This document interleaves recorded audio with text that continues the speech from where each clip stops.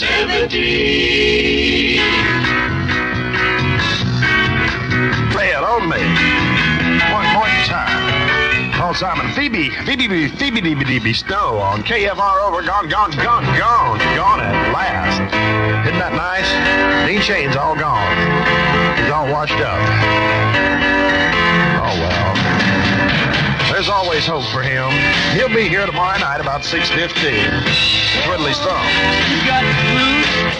Well, that's Electric Light Orchestra. They talked about that evil woman. And if you're wondering what happened to that Lobo Texarkana baseball game that was supposed to have been played yesterday at 4 o'clock, forget it. It's been postponed again and won't be played until Wednesday at 4 p.m. And that's going to be played right here in Longview, right? Right. Okay, I'll go along with that. Request lines are open at 758-1370 in the city and Kilroy's 984-5370. East Texas weather in a word, nice. It's 61 degrees in the city with sea train. Giving you those 13 questions. You know that you can grow tomatoes.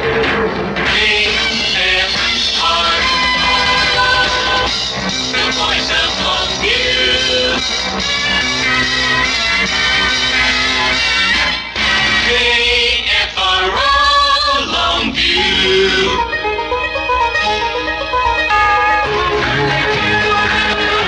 C.W. McCall, when they take away our country, there won't be no rock and roll, whatever.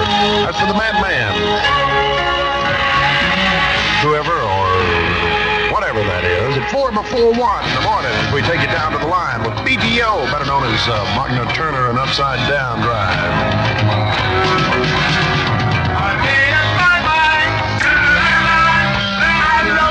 Bicycle past your window last night. Do you think you could hike or ride 30 miles?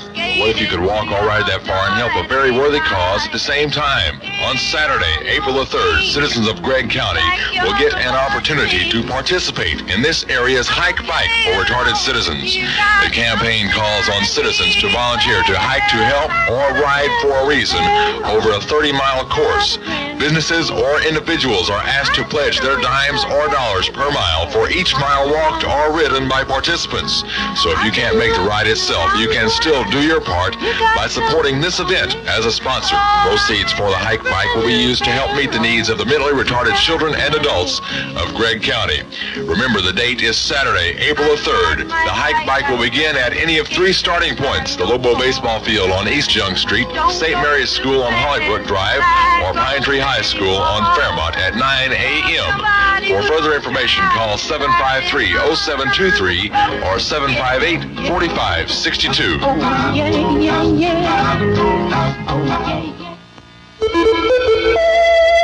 Good morning. It's 61 degrees, and this is KFRO News at 1 a.m. The general manager of Ford Motor Company told a gathering of the National Petroleum Refiners Association yesterday in San Antonio that cars of the 1980s will be smaller, lighter, and more economical in gas consumption. William P. Benton says standard-sized cars will have their weight reduced by as much as 1,000 pounds. Mid-sized cars may lose as many as 500 pounds. Former Texas Governor John Conley will deliver the keynote address of that convention today at noon. In other statewide happenings, Texaco has been authorized to utilize a West Texas oil field to recover an additional 2.5 million barrels of oil. The Texas Railroad Commission in Austin approved the oil company's application yesterday for permission to utilize the Robertson Field in Gaines County and to use water flood operations to recover the additional crude. Texaco estimated the flooding could allow recovery of an additional oil from the 34-year-old field. Meanwhile, the Odessa City Council has voted unanimously to audit the Chamber of Commerce books to check allegations of misuse of $180,000 in city money. The audit began immediately and is expected to take about 2 days. The council ordered the audit after member Dub Duff said he received reports claiming the money may have been misused by the Chamber's Convention and Visitors Bureau and the Economic Research and Development Office. Chamber President Gene Garrison denied the accusations and said the move was politically motivated. Well, Texas Attorney General John Hill is expected to tell the U.S. Supreme Court yesterday that the state's new death penalty law has corrected faults in an earlier statute and is administered on a fair basis.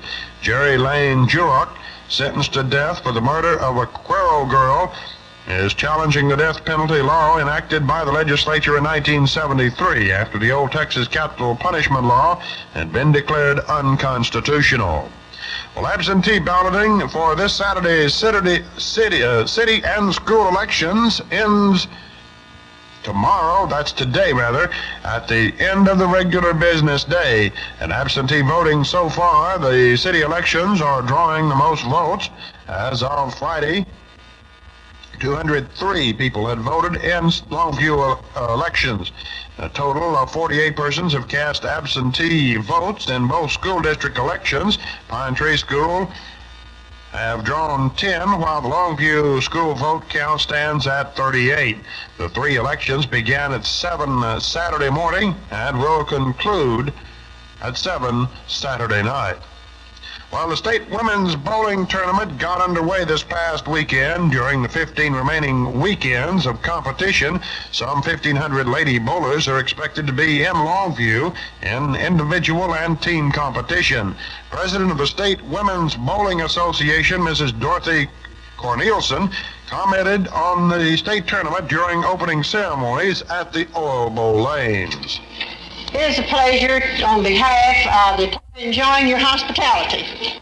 Well, it was a clean sweep for One Flew Over the Cuckoo's Nest at the Academy Awards ceremony in Hollywood last night. Well, the movie collected awards for Best Film of the Year, Best Director, Milos Forman, Best Actor Jack Nicholson, and Best Actress Louise Fletcher. Well, major cities in Japan were thrown into turmoil yesterday as commuters sought alternative ways to getting to work or stayed at home due to a nationwide strike by transportation workers. And in talks Tuesday between President Ford and Secretary of State Henry Kissinger and Jordanian King Hussein, the U.S. is expected to make clear its objections to foreign intervention in the Lebanese civil war. An early spring tornado plowed through Cabot in central Arkansas yesterday afternoon, flattening the business district, injuring hundreds of persons, and killing as many as 10. Longview Marshall Metro Weather calling for partly cloudy skies, cooler temperatures today. Look for lows tonight near 50, highs tomorrow should be near 70. Currently in downtown Longview, winds are calm.